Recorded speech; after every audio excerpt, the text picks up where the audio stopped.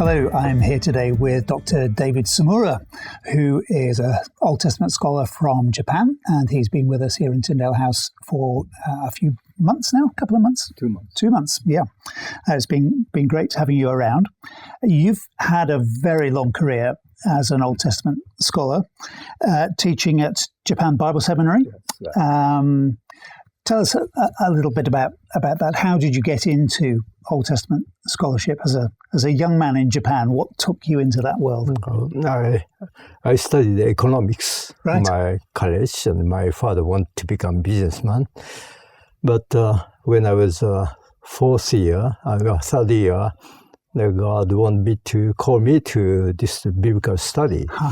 I get involved in some a Christian dormitory or some apartment with communities.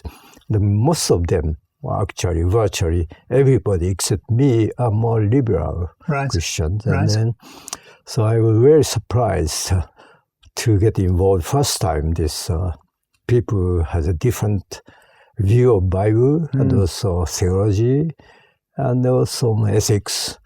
So I was surprised that everybody starts smoking and drinking right after Bible study. Wow. So I was very surprised. Yeah, And right. then I was in a way studying economics, and then I get interested in the economic ethics, Right. social ethics. Right. So maybe I may go into that area for my special study.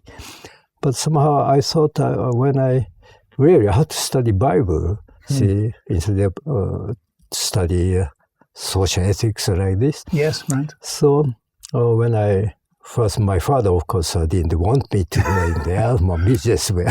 Yes, right. But so I went to America for seminary study. Okay. Where did you go in America? In Kentucky. Right. And then I was, while I was studying that, somehow I thought I should study Bible. Which one? New Testament, Old Testament? I decided, it took 1 year to decide. Right. Then I thought, if I choose New Testament, I'm not to study Hebrew anymore.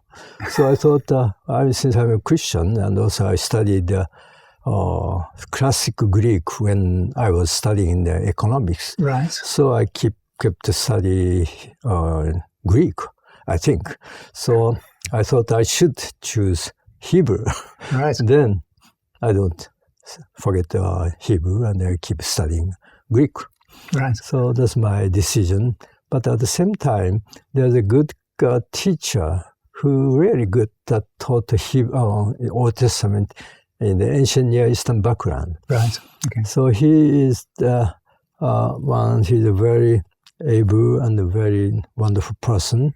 And that he is a very linguistically everything prepared for teaching. So I thought I should like to be like him. Right. So I went after that. So went to Brandeis University. Right. That is a Jewish university. Yep. There I studied at Silas Gordon and Ugaritic specialist. Right. So I studied those Semitic languages. Right. Yeah. And so that was for your PhD? Yes, right. That's right. Yeah, right. And then was it after your PhD that you came first to Tyndale House? Because you've been coming here for quite a while. So was that 1986? Was it? No, actually before. Before that? Oh, I see. Right. 1974. On my way back from America to Japan, Right. I came back the other way and just dropped by here. Okay. And Right. then I met Professor Wiseman and that Kidna. Right. He was there in the warden's house. Right. Right. So at that time, I thought, maybe I should like to maybe start something like this in Japan too. Of course, we had nothing at that time, but I'm one of the few evangelical PhDs. Yes. And most of the PhD in Japan, evangelical is more in the seminary PhD, but mine is more, Brandeis is more secular. Yes, right. And then my training, somebody recognized that must be good. So that professor in university introduced me to the new university to go there as his successor. Right. In Tokyo? In Tokyo. Yep. No, near Tokyo. Okay, right. Actually, he himself is a much more German-trained, from my side, I'm a liberal scholar. Mm-hmm. Now I'm surprised that he introduced me. But the reason why he introduced me is that he was really impressed by Silas Gordon, my professor, when he was in Germany. And he was there in Germany too. So student of this professor must be good. So I was introduced. And then I'm actually, he's the head of the Autism Society in Japan. Right. And then at that time, very few, maybe one or two evangelical scholars are involved. Wow. But I was his successor, and I taught Hebrew, Aramaic, and Ugaritic, Akkadian, those languages in 15 years. Yes, wow. But I was so busy, become too busy, and then I was teaching in the seminary too. Right, okay. Japan Bible Seminary. That's right. Mm-hmm. Then I should choose which one. Okay. So my burden is more biblical study and Bible teaching. So I gave up my university position. Right. Then I taught in seminary for 45 years. So, wow. Yeah, that is a long time. And over those years, you've written quite a number of books and many academic papers. Yeah. So you came to Tyndale House for a longer period of time, didn't you? To 86, be part of 86, to be part of a new research project. That's right. Based on Genesis 1 to 11. Yes. That's right. Right. And so you started at the same time as Richard Hess. Oh, yes. And Leslie McFall. Yes. Yes, right. Three of us. Yes. Tell us a bit about that. Well, this project was started by had a vision for a long time in the Tyndale House, I think. The first 11 chapters of Genesis is very important. And then Professor Wiseman, Kitchen, Millard, three wise men, they really encouraged us. Right. And we are still young, see? We are nearly 30 or 40 years younger than now. Sure, yes. And then whenever we studied, and the three of us, we discussed each other, and then we present our paper, and the three wise men. So especially that Millard, Alan, he's very kind and help us, as you know. He's also encouraged us and writing. And I think that my habit of writing articles is starting from that time. Okay. And after that, of course, I finished my university position. Right. Though only seminary teacher, nobody asked me to write professional or scholarly article. Right. But I thought I should keep writing in English. So my wife helped me, and at least one English article is a year. Right. And in Japan, unless you have a university position, sometimes it's very hard to get published book or articles because my previous position was the University of Tsukuba, that's a government university, well known, and I could train PhD students too.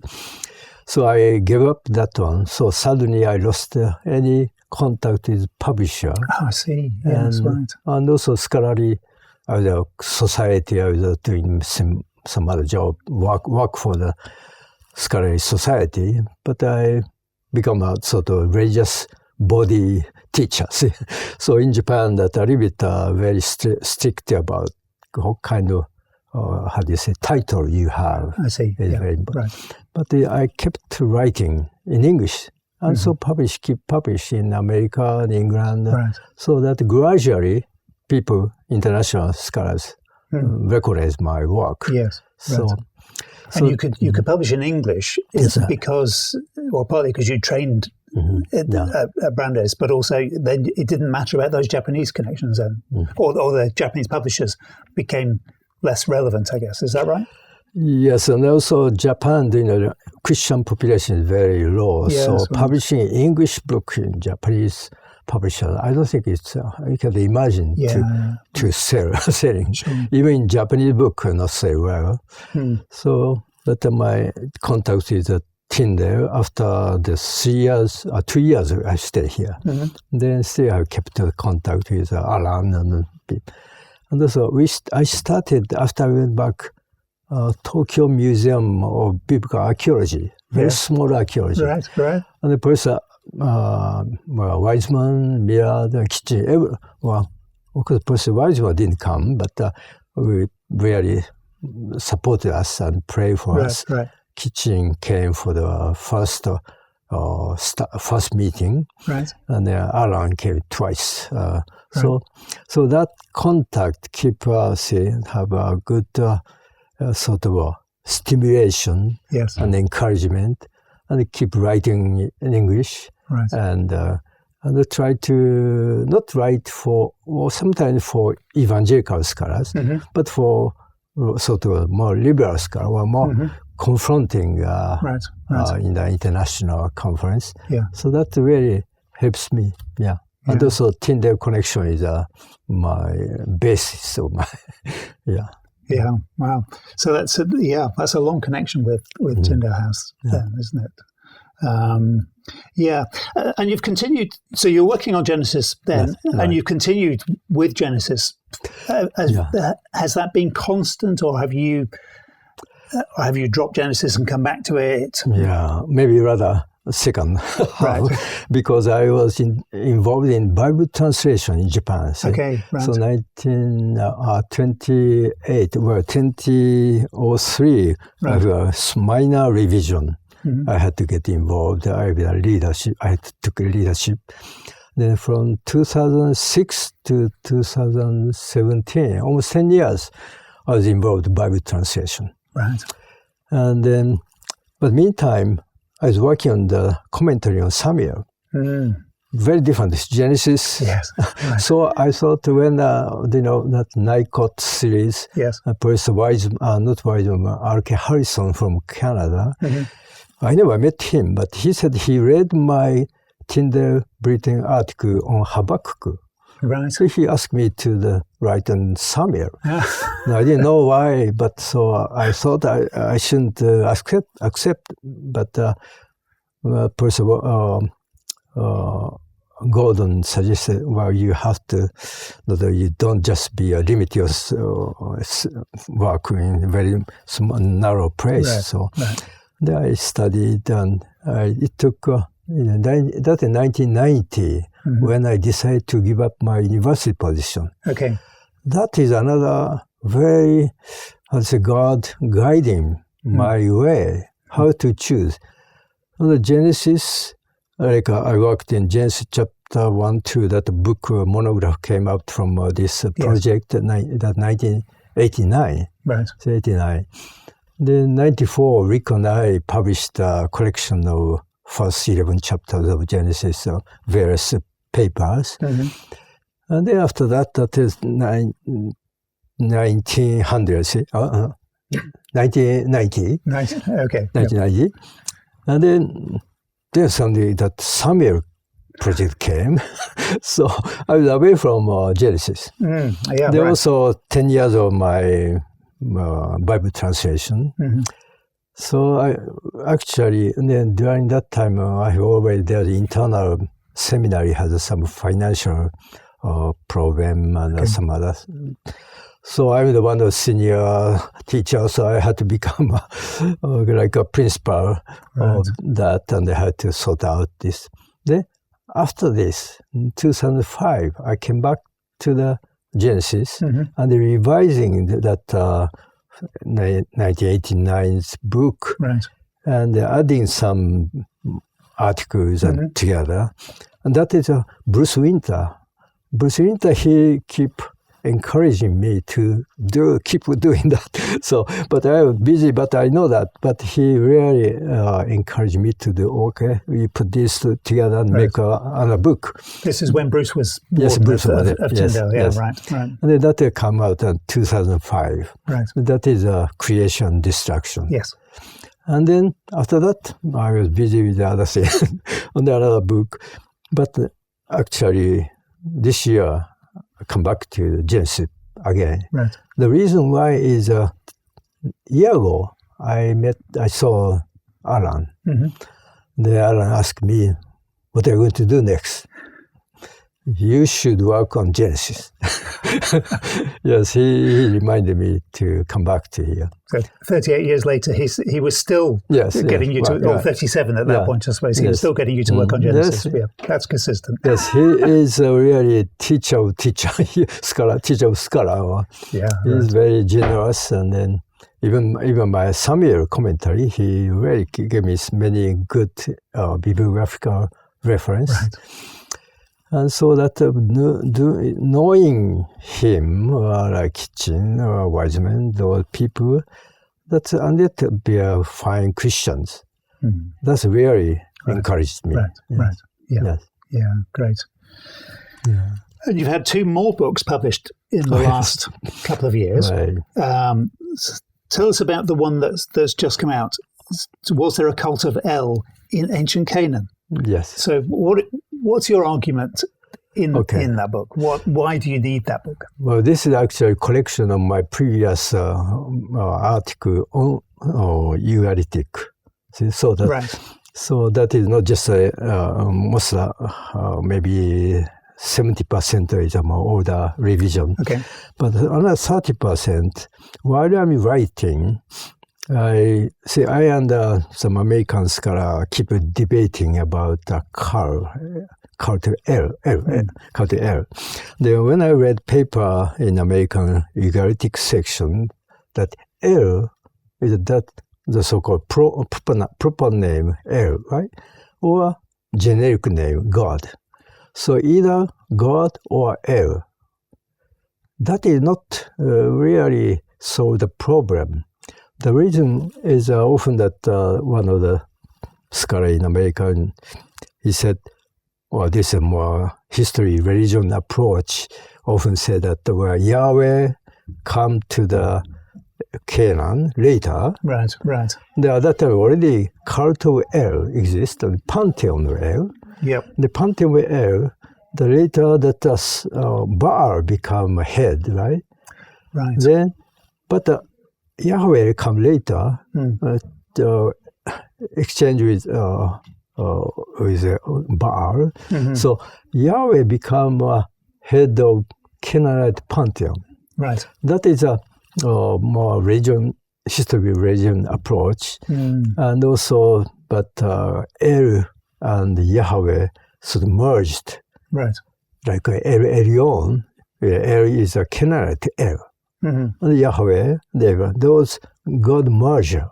Right. So I think that's something wrong, I thought. Yeah. Can I just try and summarize that for people who are not so familiar with this debate? So the argument was that there were earlier religions in Canaan, the whole group of gods, a pantheon of gods, of which El was one, the head, and then there was Baal, and then later the worship of Yahweh came in to replace that. Right. And you're arguing that's rubbish. I'm against that because one thing is, of course, that I was reading a pantheon list in the cuneiform text. Right. That cuneiform pantheon list, Ugaritic, is written in Ugaritic, Akkadian, and Hurrian. Right. 3 languages, and exactly same order. Oh, really? Yeah. So that is the official pantheon list. Yeah, right. But that official pantheon list, the mythology, El is head. Okay, right. Everybody knows that. Right. But this pantheon list, top is not El. Top is Ibu. That means ancestor. Ancestor. Interesting. The second is Il. Right. But the Akkadian column of this Ilu is a dingil ru or rum that should be used red Ilu, long U. Right. Okay. Then comes Akkadian. Akkadian long U means plural. Okay. So God plural. Of course, Elohim is different than Hebrew problem, but God Elu is Ilu is a plural form, that much older form in Akkadian too. I see. So yeah, okay, right. So the plural form is older. So it appears in a plural form. Yeah, in the okay. And it it's very difficult, but this ancestors and God, but a plural God, but still that is a sort of a head. Yes. And then next Baal and Dagon and the individual God's name comes. So that means in Canaan, ancestor worship and God worship is the two major religion cult. Right. Okay, then El. So El there is it's is it still clear whether this means God is the name of a god or whether it is just God's? Right. Yeah. So whether this second one is a divine name El or not. Right. Yeah. And then that's one thing. And then another, there is some liturgical texts, number of liturgical texts. Right. And if you expect that El is a top of the pantheon, El must be treated much better, but not so in liturgical texts. Oh, I see. El. Right. So that El is just like could be just only God, right, or pantheon head of God, or whole pantheon as El. Yeah, right. So my point is that this primary source seems to support there's three different possibilities. El could be only generic name El, God, or could be personal divine name Il that appear in mythological text. This is his head. The third possibility is that the divine being as a whole, collective Godhead. Right. Oh, interesting. So this division, that's very important because I debated that one scholar. He said that either generic name or proper name, only this possibility. Therefore, this is not generic, therefore the proper name. So therefore, El and Yahweh is a relationship like this. But to me, this is a pantheon as a whole can be called as divine. That is a polytheism. Japan, those kinds of polytheism still alive now. In the one, Kyushu, the Kokyo shrine, there's a national shrine. There are three shrines. One is a goddess worshipping God. The another one is ancestor. This is no particular God. God's whole pantheon. So that name of that shrine is that shrine, house of God. So that is emperor worshipping there, day to day, weekly. So in Japan too, that solar worship, ancestor worship, the God worship. The God is very pantheon worship. And that seems to be just the same as it was in Canaan. So I'm not trying to bring Canaanite and the Japanese religion the same, but what I'm trying to say is that once you get away from the real concept of God, you just satisfy yourself by your... So that means I'm thinking in this book I said, I learned Ugaritic Canaanite from Jewish university professor. And I thought that El and only two difference. But I thought that there must be something wrong. And when I look Japanese, I did Bible translation that when translated either in English, either capital G God or small God, only two divisions.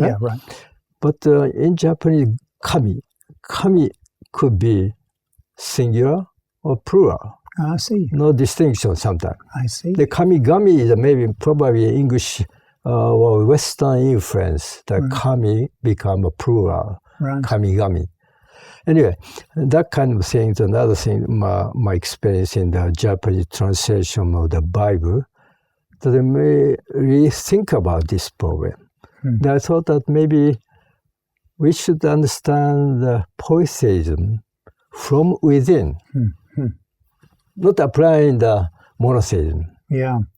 And that's a very interesting reminder, isn't it? That we bring who we are, we bring our cultural background and all those kinds of things to our scholarship.